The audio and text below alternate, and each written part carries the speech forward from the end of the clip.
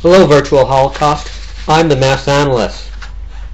I'm replying to your video which you took BCJ999 to task. Now, you started out the video objecting to the way that he used the word fascist to label Inmendham. Maybe he used that word to label you too, I don't know, but you objected to that.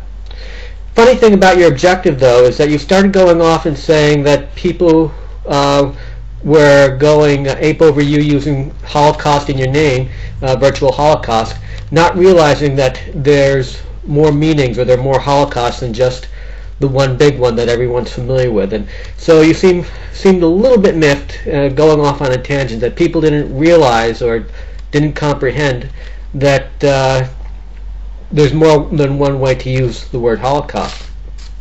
And that's ironic indeed, because words evolve, and if ever there was a nebulous word, it is fascist.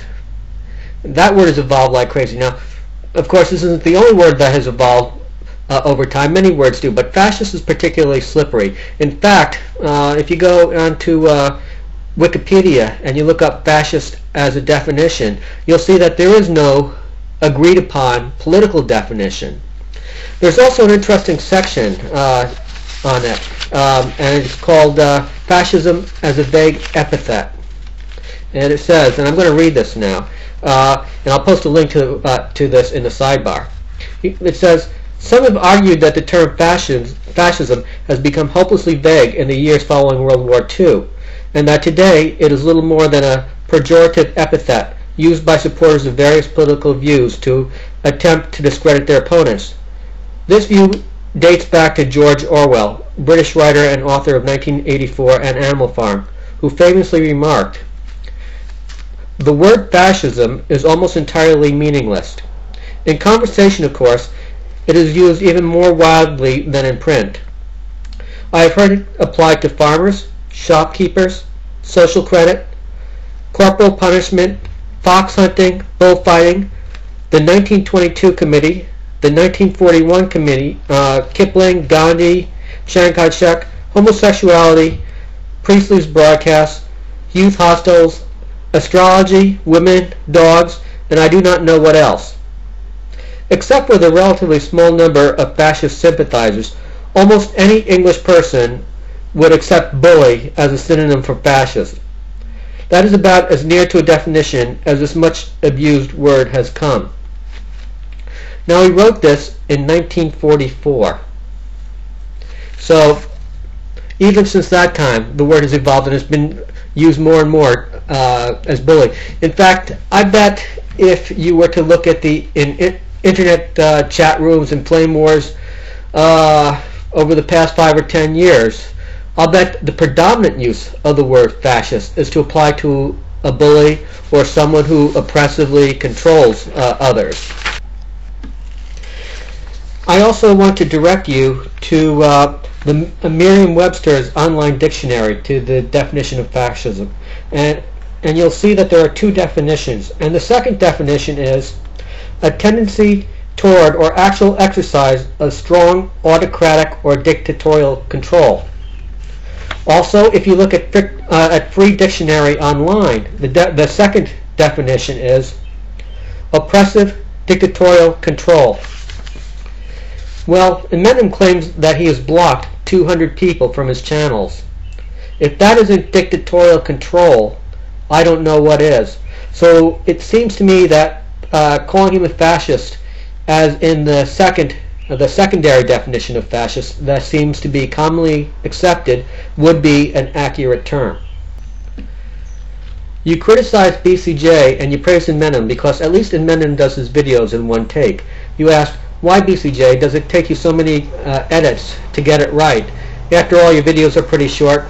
Why should you have to do that so many times? I can't speak for BCJ, but I know that I do a lot of edits. Basically because I tend to trip over my own tongue.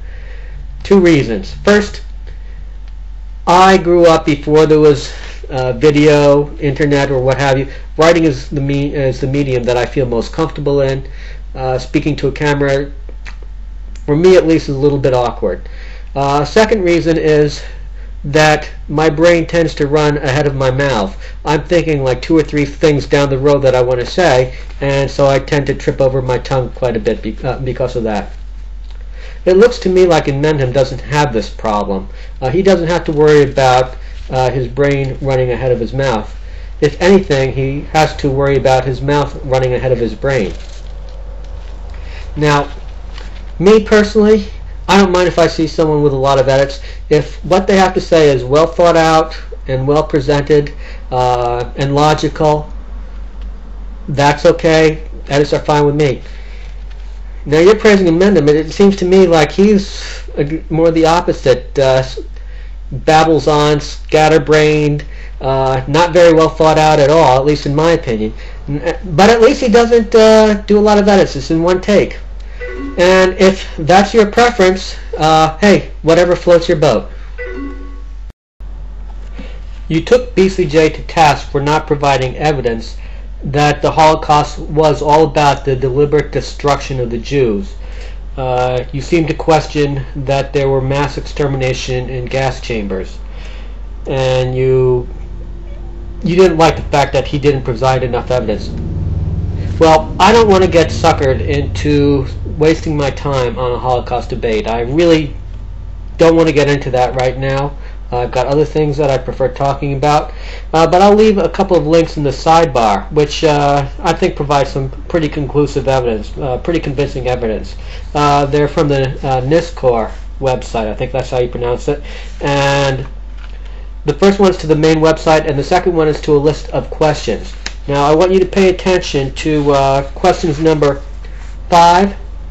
They're questions and answers. They're things that the Holocaust deniers or minimizers would say, and then rebuttal. So pay attention specifically to questions 5, 27 through 32, and 40 through 48. I think they'll answer most of the points that you brought up.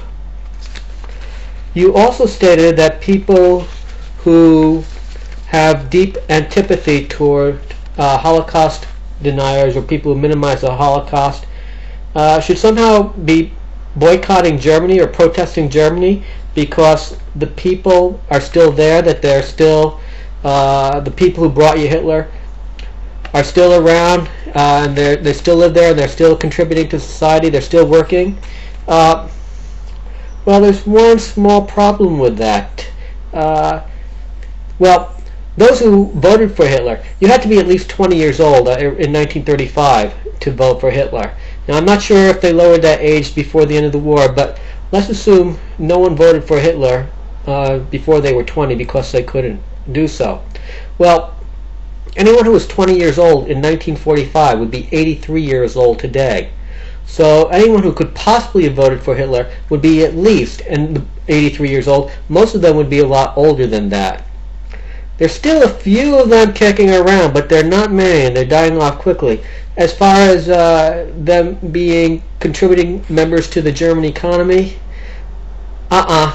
At 83, maybe you'll find one or two old geezers who still has to work. I don't know, but they do not contribute significantly at this point in their lives to the economy. So the whole idea of boycotting Germany, that somehow the Germans who are around today are still responsible for what their parents did, it just doesn't work.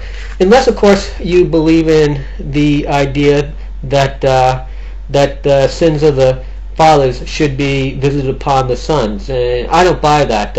I know that's a big thing. I know you're not a Christian, but I know that's a big thing in the Christian mythology, that God showed His mercy by punishing all the children and the children of the children and the children of the children of the children forever on down the line of Adam and Eve because they screwed up, and they somehow say that this is the work of a merciful God. I never could follow that logic. I don't see why the kids need to be punished because of the faults of the parents, but maybe you buy into it. I don't know.